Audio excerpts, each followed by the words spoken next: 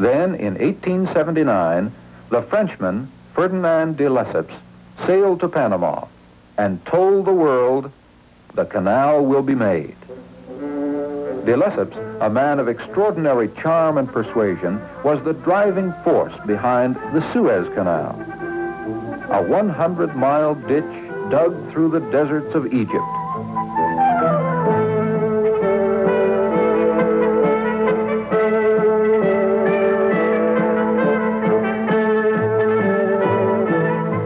De Lesseps argued that a sea-level canal through Panama would be only half as long as Suez. Therefore, it would be easier to build and maintain. But de Lesseps was 75 years old, and during the 10 years of French construction, he made only 2 brief visits to Panama. Like a general far in the rear, he waged a mighty campaign against a distant wilderness.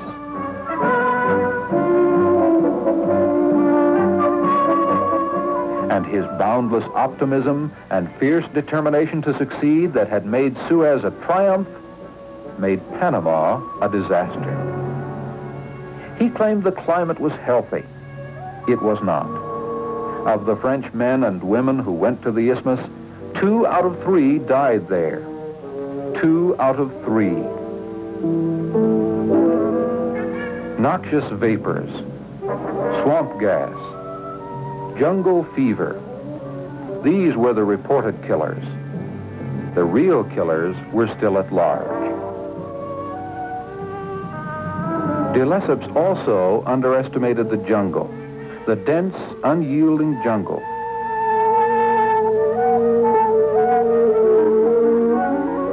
And he miscalculated the immensity of the project.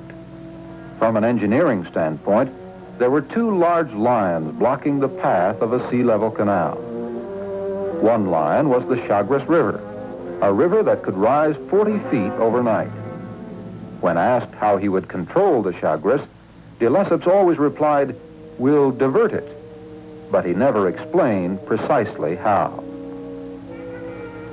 The other lion was the Continental Divide, the spine, the backbone of 2 continents. A sea-level canal required a cut 9 miles long and several hundred feet deep. De Lesseps pictured a neat vertical cut, but sudden storms caused mudslides, and when sidewalls caved in, French engineers discovered that the more they dug, the more they had left to dig. They finally realized that entire mountains on both sides of the cut would have to be removed. By 1889, it was apparent that 19th century French equipment could not conquer the jungled hills and wild rivers of Panama. In France, failure of the canal brought financial ruin to the privately owned construction company.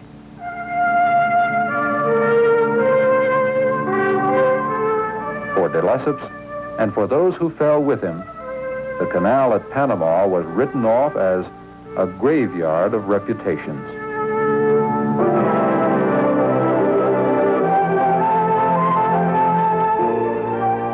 In 1914, 25 years after the French, and nearly 4 centuries after the first canal survey, the United States completed a canal through the Isthmus of Panama.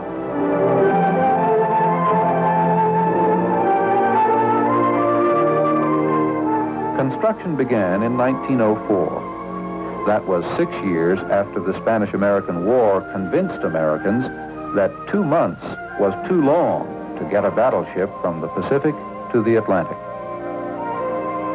Although construction began in 1904, in 1902, most politicians in Washington favored a canal at Nicaragua. However, during the debate, one of Nicaragua's volcanoes had a splendid eruption. Panama, it was argued, did not have volcanoes. The vote was 42 to 34. Panama by 8 votes. 8 votes. Had 5 members of Congress voted differently, it might very well be the Nicaragua Canal. The final resurrection of Panama came in November 1903. Panama declared independence from Colombia. A revolution followed. A 4-day revolution discreetly sanctioned and ominously backed by the United States. Now, the isthmus belonged to the Republic of Panama. I took the isthmus, started the canal, and then left Congress, not to debate the canal, but to debate me. But while the debate goes on, the canal does too. Theodore Roosevelt, first of the 3 presidents who served during the construction of the canal. Roosevelt announced that the dirt would be made to fly and the mountains to yield. But neither one happened. The same obstacles that had vexed the French vexed Americans. By 1900, malaria and yellow fever had been traced to 2 different types of mosquitoes. But most Americans regarded the mosquito theory as newfangled nonsense, balderdash. It was ridiculous to spend time and money chasing mosquitoes. Understaffed and without funds or supplies, Dr. William Gorgas was powerless to stop the epidemic that followed, an epidemic that brought the workforce to a halt. Only after John Stevens became chief engineer in 1905 did Gorgas get full backing. Isolation wards, fumigation brigades, swamps were drained, and standing water was either covered or coated with oil. In less than 2 years, there was a dramatic turnabout. Yellow fever was eliminated. Malaria reduced by 50%. Now, and only now, could the canal be built.